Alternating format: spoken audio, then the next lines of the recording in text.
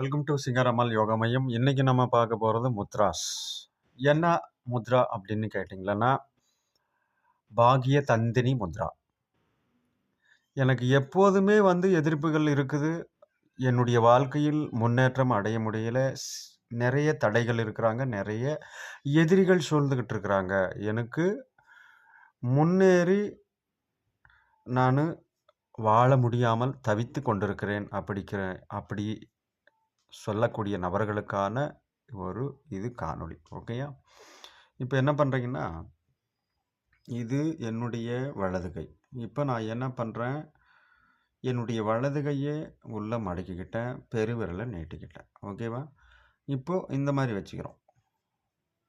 நல்லா கவனிக்கணும். இப்படி வச்சுக்கிறீங்க, பெருவிரலை உள்ளே மடக்கிங்க, மீதி 3 விரலை இப்படி நேராக வச்சுக்கோங்க.